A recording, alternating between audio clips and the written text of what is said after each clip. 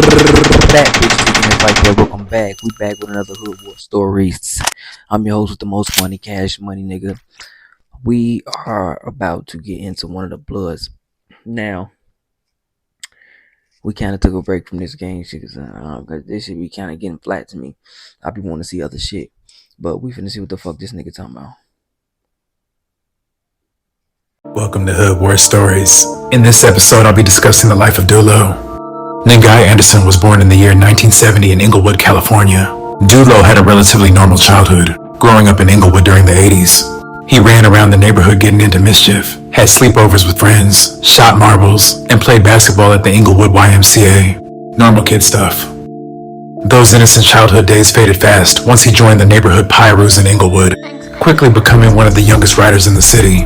The neighborhood Pyrus were founded in the early 80s, with much of their origin being connected to the 20 neighborhood Bloods. Their turf is located in the northern edge of Inglewood.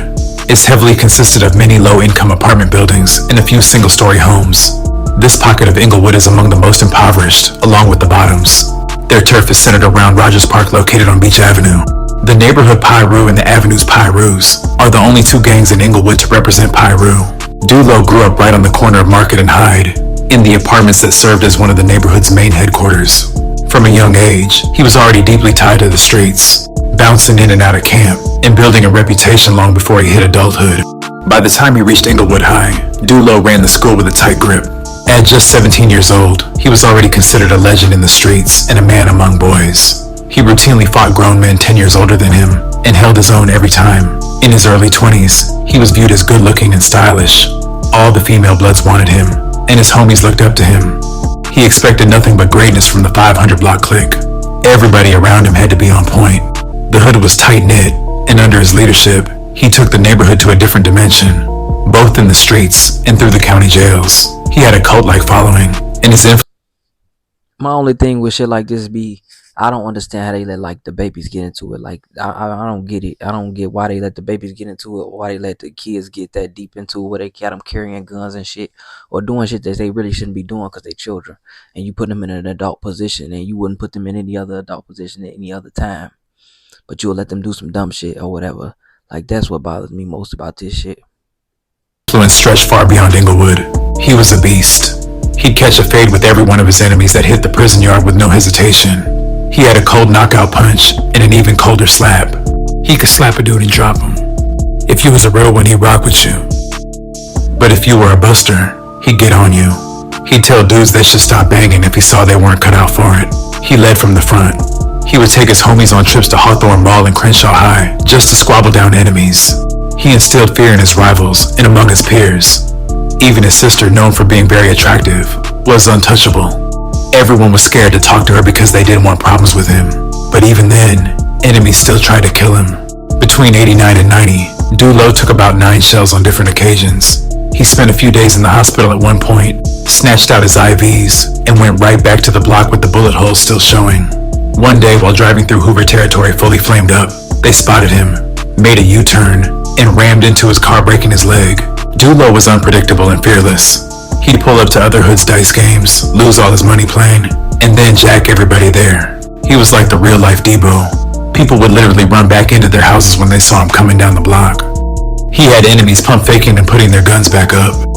Soldier, yeah, you know what I'm saying?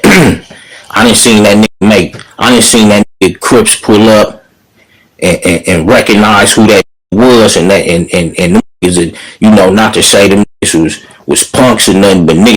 I didn't see them scream out to you better not bust, and just straight put their guns back in the car and push off, homie. That's some shit I seen personally with my own eyes. He done told me not bust, put them guns, and niggas roll off from a. Nah, cold of a nigga you gotta be to make your enemies put their gun back in the car and they see you, and this might be the only time they see you and get a freebie out your ass or some shit, or catch you without your gun or whatever.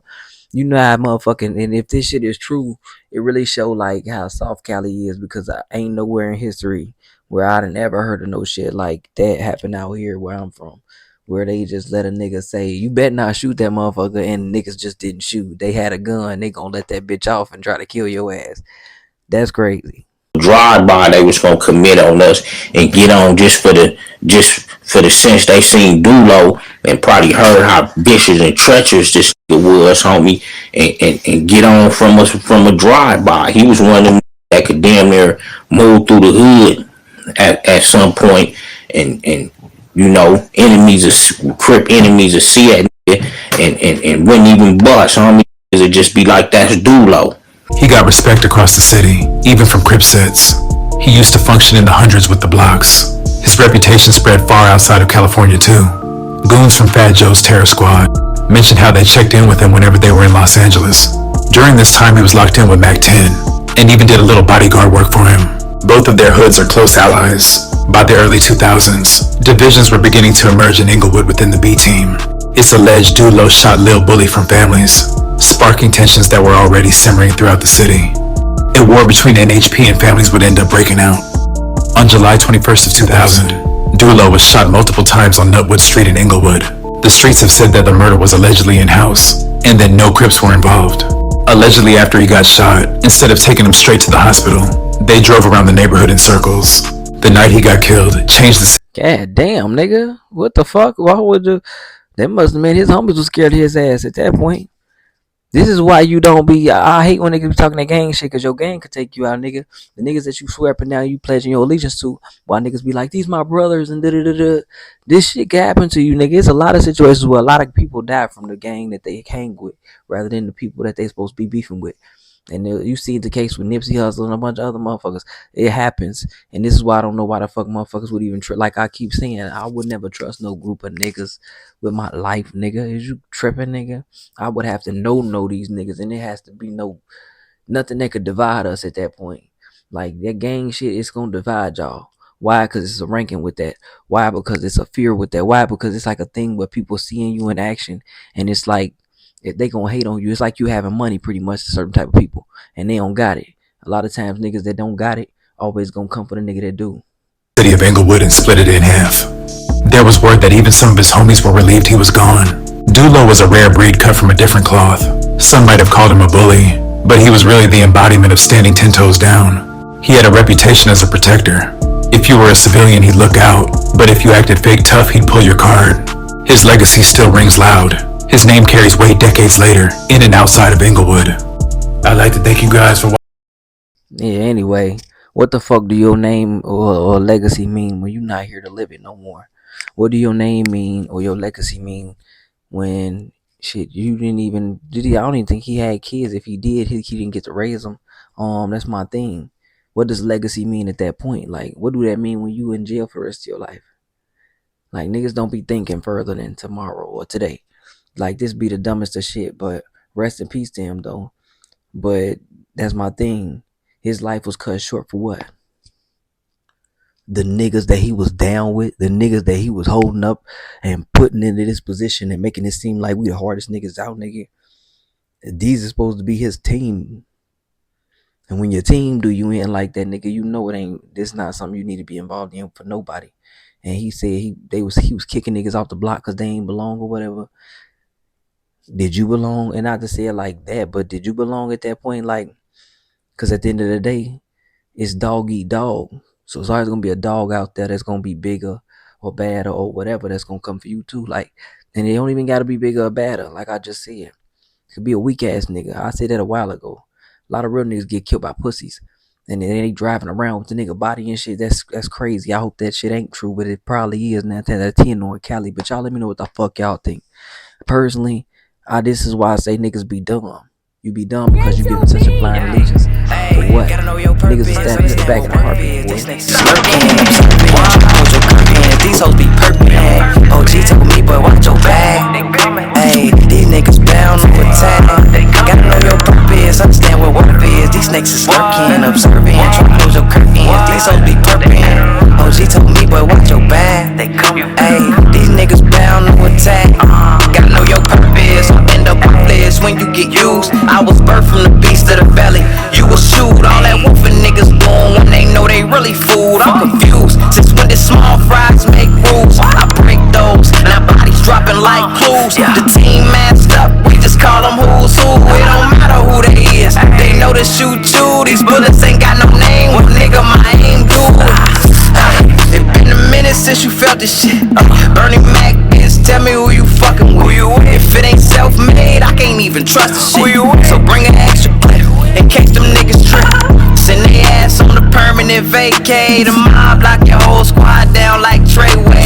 Murderous paragraph Undertaker, or that skinny nigga that's making these bigger niggas go get that weight up. Understand what worth is. These snakes is lurking, observing, trying to close your curtains. These hoes be perking. OG told me, but watch your back. Hey, these niggas bound to attack. Gotta know your worth is. Understand what worth is. These snakes is lurking, observing, trying to close your curtains. These hoes be perking. OG told me, but watch your back.